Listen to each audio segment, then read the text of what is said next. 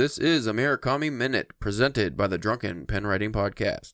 Hello, party people. I'm your host, Caleb James. With me today, Cool Cat Spencer Church. You get a partial name, because we're Murakami Cool, guys, yeah. and so far we've read... And Cool Cat, I mean, Cool that Cat, kind of jazzy. falls, yeah. Well, that's what I'm saying. We read like 18 stories already Yeah. that all had jazz or classical music in them. So you're a cool cat. Yeah. Today we are talking... We're only going to do 2 stories this week. But I'm very excited because both of these I really liked.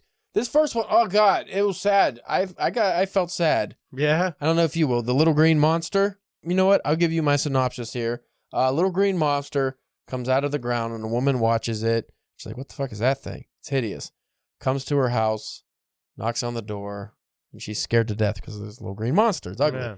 And then it comes in the house, and then she realizes it's harmless, and then it says it loves her, and it can read her mind, and she kills it. Let me get into my notes here, because this, like I said, I felt this was very depressing. I don't know if you took as much away from this as I did. I read this before we started the podcast. Super sad.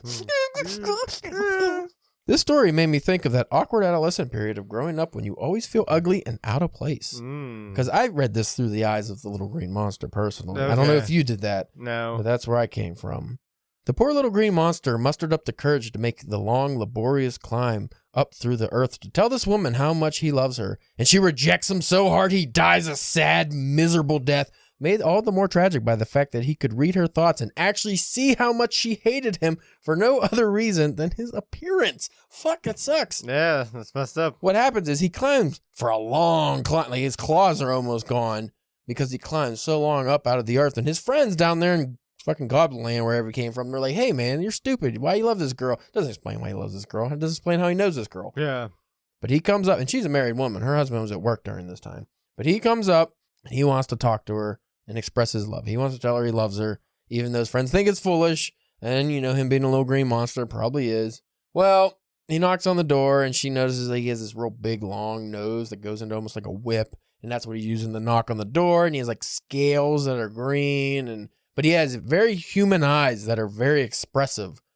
So you could see like a human's eyes. Yeah, you Ugh. see, like, the sadness. So this monster's very freaky looking. He goes inside, and she's like, oh, what the fuck? Ah. And he says, hey, I just want to tell you I love you. I love you. And I didn't write notes on the pages because it's only like a 5-page story, but he talks in a very unique way. They kind of, like, repeat. Yeah. I forget how Murakami said this. I think because they're still kind of, like, learning her language. Yeah, it was like somebody learning the language. So he'd be like, hey, I want you to love me or whatever. So, but he tells her he loves her and all this stuff. And she's like thinking about how ugly he is and stuff. And then he's like, oh, you know, like he mistakenly, I would say, pretty much tells her he could read her mind. Like, he doesn't tell her he can read her mind, but he knows what she's thinking. And she realizes, oh, did he just read my mind? And then he does it again. And she's like, oh. And then she realizes, well, you know what I could do to him? He keeps saying, oh, I love you. She just starts thinking horrible thoughts about how to kill him in every awful way. First, she starts thinking like, oh, he's so ugly and gross. She starts to like blush, I guess. He turns purple. And then she's like, he's fucking hideous. Oh, I can never love a thing like you. How dare you break into my house? And then he starts crying. Red drops, like looks like blood almost. And his eyes are bulging out. I think it even says like, it's like her insults from her mind are absorbing all into his eyes and they're swelling up. And it's a very grotesque scene. And then she just keeps insulting him. He's like, oh, just please stop. I don't want to cause you any harm. I just want to tell you I love you. She's like, no. And this is all in her mind. She's just thinking, oh, I hope you die. I want to rip off each one of your scales from the root. I want to tie you to a chair and stab you and cut you. Like just all these awful things to this poor little monster. Terrible. And each thing just makes him like wither up more and more and more. And he's begging her, just please stop. No, I don't want to hurt you. I just love you. Please stop. Don't do this. I think this is fucking evil lady. Yeah. She just keeps going and going. And he shrivels up, and then he becomes like a husk of a thing with just eyes. And then she gets the nail in the coffin. There was another big insult. And then he just disappears pretty much. He just dies. And I just thought, man, this story is really just about like somebody who mustered up the courage to tell the person they like that they like them and get super ejected. It'd be like what you think the worst case scenario would be. Like, this person wants you to die. It was just very sad. I just felt so bad for that little monster because he didn't want to cause any harm. No. He was such a nice little guy. And she was a bitch. I almost say it. She was a bitch. Bitch. I get she was married. She was like, hey, I'm sorry, I'm married. She didn't say that. Oh, She so didn't do any like, of that. hey, you're not human. Sorry. You're kind of gross looking. I'm sorry, I'm not attracted to monsters. She's the one who says he's a monster. Is he a monster? She doesn't even know where he came from. Maybe in his area, he's a handsome guy. You don't know that. Why can I not find this fucking story? It's pissing me off. It's pissing me the fuck off. I keep going to Lederhosen. Lederhosen. I don't like the way you said that. Is that story not in here? What if that was like a Murakami twist? In my book, the stories just never existed. And I just made this up and you went along with it. You're like, well, there's no little green monster story, okay. Caleb. Fucking weirdo. Here we go. Oh, it's only like 3 pages. It's very short. I could have just read the whole thing for this episode and that would have been good enough. Yeah, because he's like all scaly and his long claws and feet and all this stuff. I just want to read how this ends. Of course, it ends in a big block. Writhing on the floor, the monster tried to move its mouth and speak to me, struggling to open its lips as if it wanted to leave me some final message, to convey some ancient wisdom, some crucial bit of knowledge that it had forgotten to impart on me. Before that could happen, the mouth attained a painful stillness, and soon it went out of focus and disappeared. The monster now looked like nothing more than a pale evening shadow. All that remained, suspended in the air, were its mournful, bloated eyes. That won't do any good, I thought to it. You can look all you want, but you can't say a thing. You can't do a thing. Your existence is over, finished, done. Soon the eyes dissolved into emptiness, and the room filled with the darkness of night. And that story did not have any quotations either in the dialogue, which I thought was strange. What the fuck, man? Why would she like that? What did that little guy do to her? To be so harsh. Dig up her yard. Is she like a Karen? You can't dig up the yard? That's fucked up. So you didn't get that at all? That was just like a story about just getting rejected? No, I just pictured not a monster, just somebody that's maybe not that attractive looking, kind of awkward. I wasn't thinking that as I was reading it, but that you brought it up, Like how we talked about the way he spoke with the he was repeating words and stuff. I almost just pictured it as like an awkward young man stuttering, nervous, stuttering, trying to confess his feelings, and then getting the worst rejection. And what would you feel like if somebody rejects you? Like you're gonna die. Yeah. You want to cry, and you're fucking get all gross and slobby and snotty, and then you just die on the floor. And that's what I got from that story. Maybe that's not what he meant, but that's what I took from it. Next up was Family Affair. Man, did I love/hate this character? So it starts off with a brother and sister. Now the brother, like, he already goes right from the bat that he just hates her fiance. Doesn't know him, just hates him. Doesn't like the way he looks. So, and this is where I want to talk about spaghetti. We mentioned in the last episode. I'm sure everyone was real excited to hear about this, but it's actually not that exciting. The tease, the spaghetti tease. The spaghetti tease that I don't know how many people listen to these particular episodes anymore. We have one guy. I know he likes it. Shout out to you, one guy that I don't remember your name. I'm sorry. But keep listening, please. And if you reach out, comment on anything, or just, say you like these episodes, I'll promise to try to remember your name next time. We get so many things online. Not really comments. I don't know what the fuck. What do we get anymore? We get a lot of likes on stuff and something. I don't know. I always get all these emails. I get all these emails and I just can't keep up. Too popular. Popular. So the brother and sister go to an Italian restaurant. Now, this is what I wanted to bring up before we go, because they're having a meal and the spaghetti's awful and all this shit. But I've noticed in fiction and different things and just reading about Japan, Italian restaurants are very popular in Japan.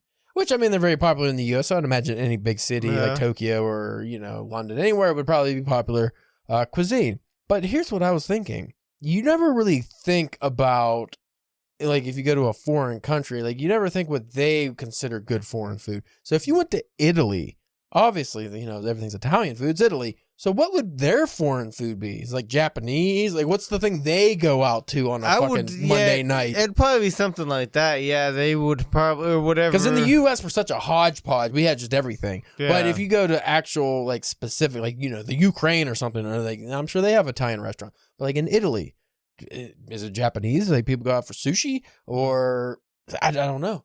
It confounds me. I would love to investigate that and think, like, hey, in what countries, like, what's the most popular foreign cuisine? Yeah. I think that'd be very fun. Because in Japan, like I said, it's Italian, and then, like, they have a lot of, like, American, I'm not talking about, like, McDonald's and, dumb shit like that, but, like, American quote-unquote restaurants where it's, like, hamburgers and fries, and they're supposed to be high-end. But those are always, like, really like, have all these like Hollywood decor or Western decor or, things like that. Like it's very themed, but like Italian restaurant's just an Italian restaurant, like a nice Italian restaurant. So, I guess French would probably be one that's popular. And I think that comes up in a lot of Japanese fiction too, is French restaurants. So maybe in Italy, French is, and then of course, obviously in France, nothing. No other country. Nope. No other country's cuisine can touch French soil. But they probably don't even like, the French probably don't even like their own food. But it's the best, according to them. Oh, yeah. But they don't eat it. But they hate it. They hate everything. The French are just like Star Wars fans if you gave them the country. Pretty much. So anyway, the brother and sister, they fight about him not liking the food, which I don't blame him because like the outer They didn't food, cook it right. The outer food was like fucking hard as a rock and the inside was raw and he just didn't eat it. But his sister just like forced it down and she's like, and he made like apparently a scene when he sent it back and stuff. Like he just didn't eat it. Which in Japanese culture, that is like, people would look at that like, oh, that's very rude that you made a scene about the food. But she... Well, as we find out, he has a very narrow perspective. Yeah. And what I like about him is he's very un-Japanesey in the way he's like a snarky asshole, pretty much. Never stops joking, doesn't take anything seriously, but it's funny as fucking sometimes. But also a horrible douche. Like how many women and stuff like he just runs through. Because he has a girlfriend, but he's always fucking all these women. So him and his sister, like, she's eating and then she's drinking her fucking disgusting coffee. and she's clearly having a bad time too, but they get in a big fight. And she mentions how he always relies on people cleaning up his messes, meaning his life. But also, really, because when he used to masturbate as a teenager, he would just spunk all over the sheets and the women of the house had to clean them. So, they have to clean up his life figuratively and actually. Like, that's pretty gross. But yeah, he is such a snarky asshole. I love it. Makes me so happy. We'll do what we did last time. We'll just go through the synopsis and then break down the story. They lived together and they've lived together, well, obviously their whole lives. But when he moved out at 20 after graduating college and she graduated high school... No, that's not right. He's like, what, like 5 years older than her? 5 or 6, something like that? But she was 18, and yeah, so I think he was like 23. That makes more sense. They got an apartment at their mom's wish. He had to pay half the rent, and they lived together. So they lived together for like 5 years, and they're very close. So this opening scene, like when you see how, you're like, oh, they must hate each other. But it's not the case, actually. That's just how it plays out. Well, they're close, but also never hardly ever see each other. That's how it works because like his work schedule, her work schedule, it's the opposite. So everything when they were in school, it was the same thing. So everything worked out great for that. And they both have like a personal philosophy. It's like, hey, you stay out of my life, I stay out of your life in regards to like, they don't bring people home to have sex with and they don't get in each other's business about anything. So that's very fun. Like that was a cool dynamic they have. And then you see them start off fighting. You're like, ooh, what's going to happen? But the main reason why they're fighting is because she finally meets a guy. She goes on a trip to San Francisco, meets a guy. He's like an engineer or something. Very bland dude. And our protagonist does not like this guy. Does not like him at all because he doesn't like his face. And that's kind of like the fun thing about the story because like say normally like in a Stephen King story, whenever like the main character doesn't like a guy, it's a very good reason. And like you don't like that guy because for whatever reason. Yeah. But no, the boyfriend's a really good guy. He's a real solid dude. Yeah, there's no reason not to like this guy. He just doesn't like him. I mean, he doesn't have like the look of his face. But he's not like he's ugly or anything. He just doesn't like the look of his face. He rides a motorcycle. He doesn't like that. He's just not his type. Doesn't like motorcycle. That's what he says. It's not his type. Doesn't like motorcycle guys. Fun fact, because you might not have noticed. I know you definitely didn't know the second part of this, but one, the guy actually has a name. The fiance. Everybody in these stories, this guy has a name. I can't remember what it was, but I did notice he would have a name because that anytime they refer to it, it was his full name. Well, there's a reason for that. His name is Noboru Watanabe. So Noboru Watanabe, that's the name of the missing cat in our first story, the wind-up bird. Oh, that was the name of the cat. And in the book, the wind-up bird chronicle, the missing cat is Noboru Wataya or something. He changed the last name, but still. Noboru Watanabe, pretty much. And I did a little snooping. I didn't read ahead, but I did a little snooping. In the last story, the elephant vanishes, because there's a mention that Noboru here has the... One reason why our protagonist doesn't like him is because he reminds him of a guy he went to school with, who was a jerk and had an elephant it had a memory like an elephant. So if that guy like noticed you had a tick or something that'd bother you, he would never forget it. Yeah. And he'd keep doing it. Well, in the last story, there's a character, the elephant vanishes. The guy's an elephant, not elephant wrangler, whoever takes care of elephants, I guess. Like I said, I didn't read that story yet, but guess what his name is? Nobubu. Noboru. I like the way you said that. You sound like an alien. Noboru Watanabe. So 3 times, same name, all different in this collection. I think is very interesting.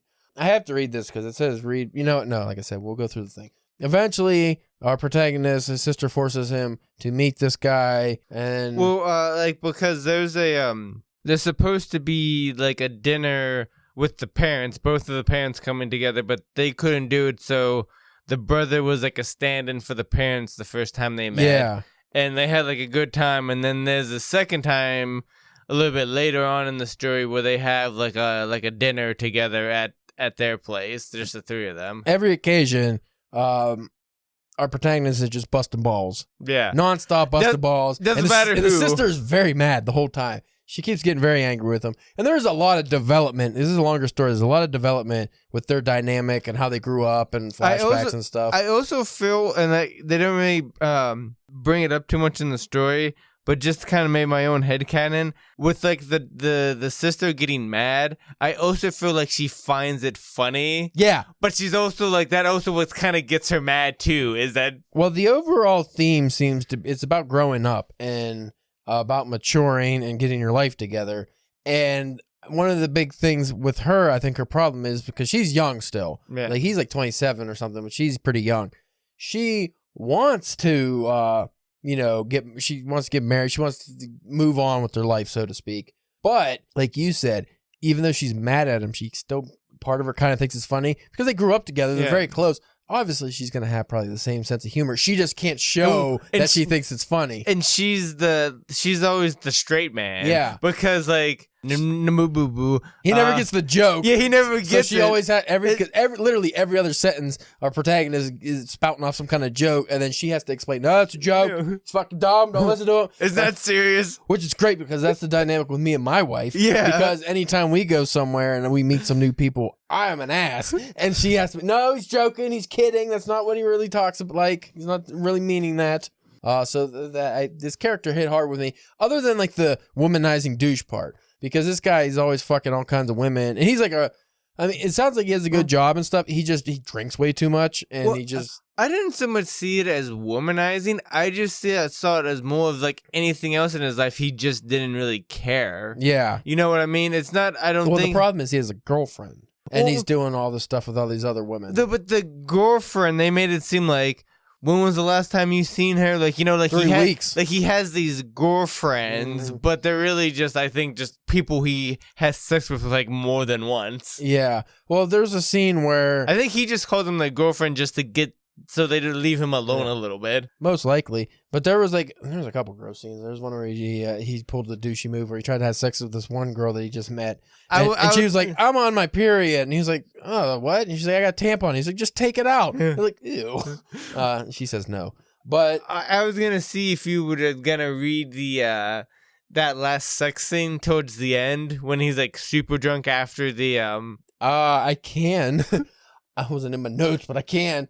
There also was a good part where because it's like a Sunday dinner, because he was supposed to meet this one chick and he was gonna have sex with the period one. It was the week later, and he's gonna have sex with her. Well, his sister wanted that dinner. The sister wanted the fucking dinner with the Noboru guy like that night, and he's like, "Hey, I can't. I got plans." He just doesn't want to talk to this guy. He doesn't have any interest in meeting this guy again. He only met him the one time, it was like a month before. She's like, no, you're coming to dinner. And he's like, I got plans. She's like, no, you don't. You're lying. He's like, yeah, I do. I'm going out with my girlfriend or something. And he was like, no, you're not. Cancel your plans. So he calls up his girlfriend and cancels his plans. And then after that, and she was very mad apparently. And then after that, he calls the girl that he actually had plans with, but she doesn't answer, and he's gonna cancel with her. So it's the period one. So I was like, wait a minute. So he did have plans, actually did have plans with his girlfriend, but he was gonna break those anyway to go out with the other girl. It's like, you fucking dickhead. Like, that's such a shitty thing to do. And then after the dinner, ends up meeting a third woman. Yeah. But at the end, this was a happier story. He ends up realizing the Noboru guy's okay. He's kind of a lame, like, not a wet blanket, but, just like a boring. He's good not with his type. hands. Yeah, he's good with his hands. He's an engineer. I mean, he fixes a stereo. Yeah, he's a good guy. He doesn't have any reason to hate him. He just, whatever. But he also realizes, which comes up in their dinner conversation, that, she gets married, she's going to move out, and she's not going to be able to wash the fucking protagonist's clothes and everything else anymore. He kind of understands, but again, he just kind of goes, like most characters in these stories, he just goes with the flow of things. He doesn't really care. But he does realize by the end, he's like, yeah, because he gets, like you said, they had the sex scene, because he gets hammered drunk, and he goes out after that dinner and just gets more drunk, meets a chick, has awful sex with her. I did highlight it, actually. Yeah? Yes, I did. Yes. I remembered. It is in my notes, because I was like, this is great. So we'll get to that. Yes. He ends up going home, throwing up for the first time. And he's like, I gotta get my shit together. What am I doing with He's my like, life? when was the last time I thrown up from beer or Yeah, alcohol? drinking.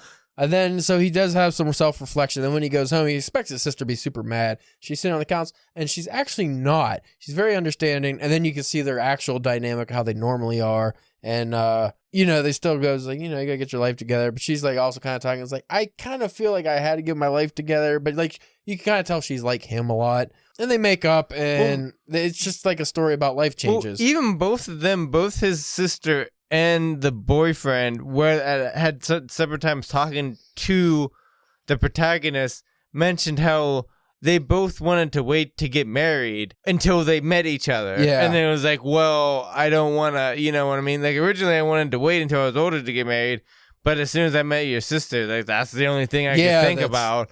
And what I also like, you were bringing up, like, the ball busting is, like, even, like, after, I forget if it was the first dinner, because his mom wants him to go to try to get intel because she wants information about him before they meet him.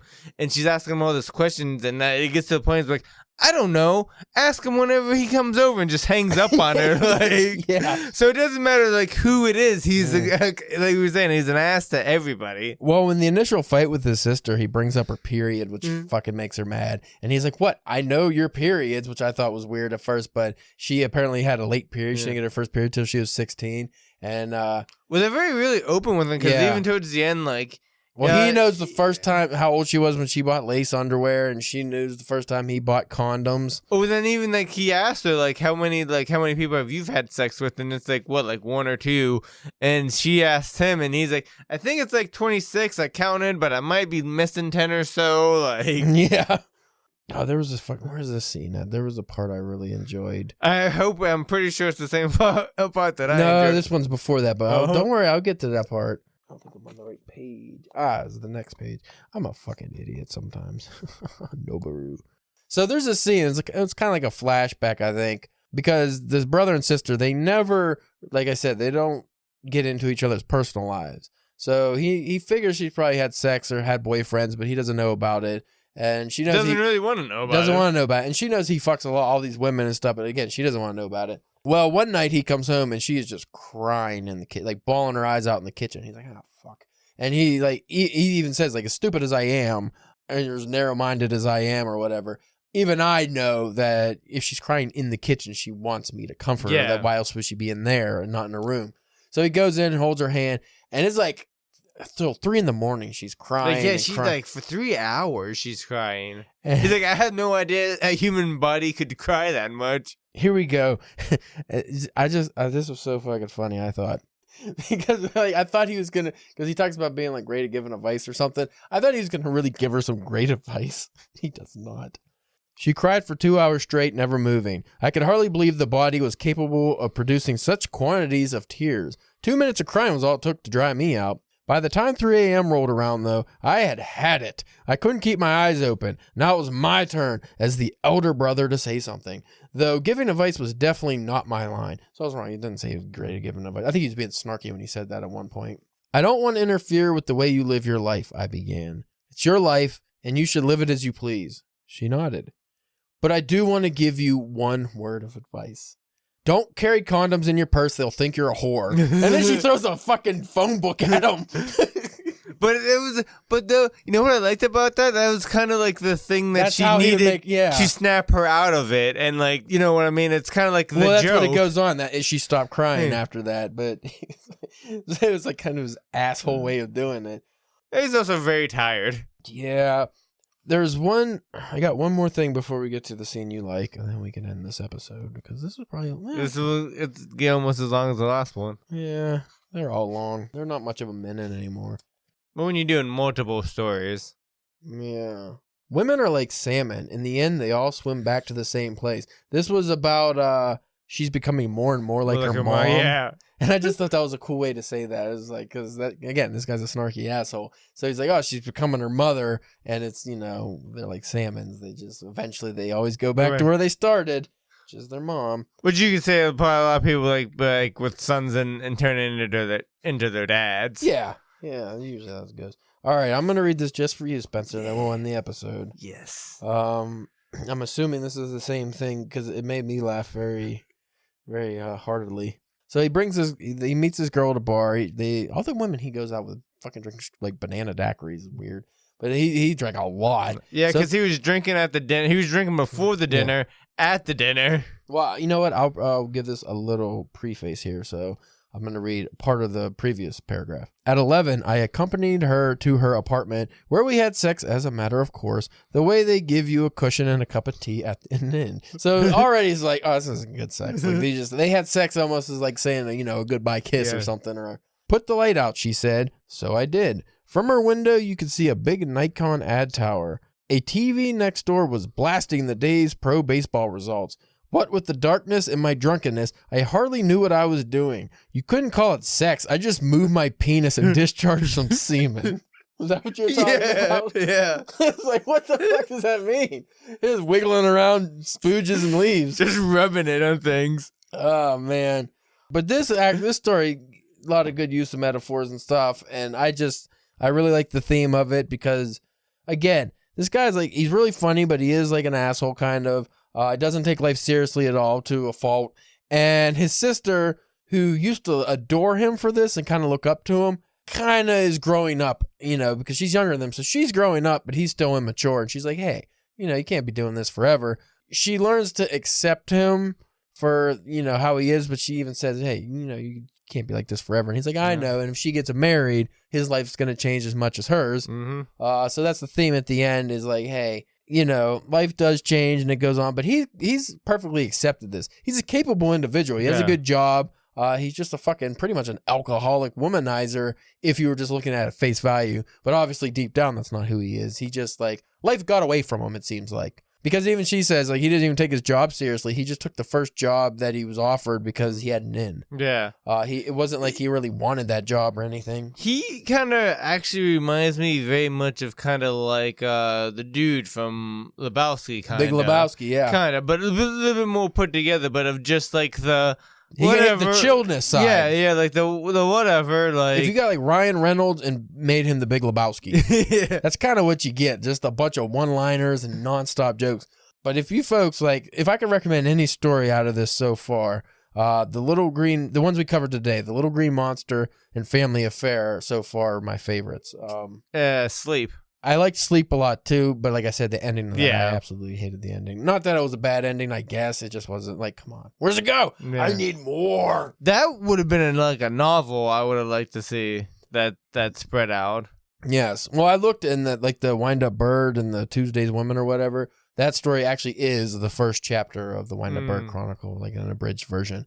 So, like I said, there's some changes and stuff, but that's why that was so familiar to me. So that wasn't a story. Like I said, I would say at least half of these aren't stories. Most of them don't even have normal or even try to have storytelling structure that you would be familiar with. No beginning, middle, or end or anything like that. They're just weird off the wall. Like mainly the ones with like the obsessive guys. Because even the one we did last episode about the guy, like that big long title one where he had the journal entries, he seemed almost obsessive because he was obsessed with writing every day in his journal. Yeah, kind of compulsive. Yeah, his diary about just like random, not nonsense. Yeah, it didn't matter. Like, why are you doing this? A lot of Taxi Driver vibes too, I think. So which one did you like out of, I guess we should have did that in the last one too, because we recorded these back to back, but let's just say out of the collection so far, what stories you like the most? The ones that you brought up, those are probably. That's where, and we covered this when we did first person singular with that monkey story, the monkey in the spa, which I really liked. The same thing with the little green monster.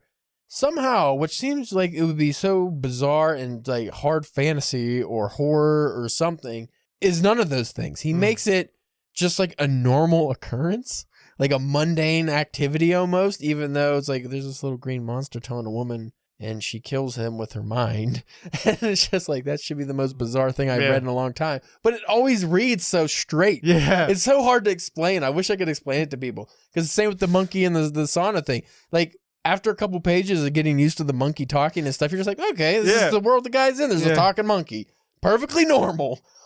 So that's what I always like about Murakami's writing, is everything just seems normal when it's not at all. And even like these normal, like a lot of these are just kind of human-based stories that aren't really magical or anything. Even a lot like the Lederhosen story. Weird just because of like the event, like, but that's something that can happen to somebody. Yeah. But at the same time, it's just like, yeah, I could totally see that just happening. It's like, that's a real thing, right? And I think that also helps because most of the stories are just Haruki Murakami. It's the unnamed protagonist, it seems. That's the only thing I'll critique about his writing in these short stories. I wish he had fucking names for some of these people. He doesn't like to name people, except for Noboru Watanabe. But how's it in the novels? They have names in the novels.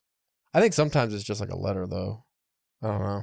He got his writing, we'll end it on this. He got his writing inspiration from a lot of like Russian literature. And it's weird because I personally don't think that shows in his writing. But that's like what he grew up with, like a lot of Western fiction, which over there Russians considered Western fiction. Yeah, so maybe next time or after, maybe we'll do a wrap up at the end of this. When we read this book, we'll do a wrap up episode where we kind of look more into the life of Haruki Murakami, because maybe that would help us better understand where he was coming, especially in these stories that are from like the 70s and 80s. Because the Alfred Birnbaum ones, I think, are from like the early 80s or late 70s, because that was his, I think that was his translator around then. So I would like to look more into his life and just see like what his headspace might have been like when he was, because that's like we mentioned before, these are kind of experimental eyes. I think he was just finding himself.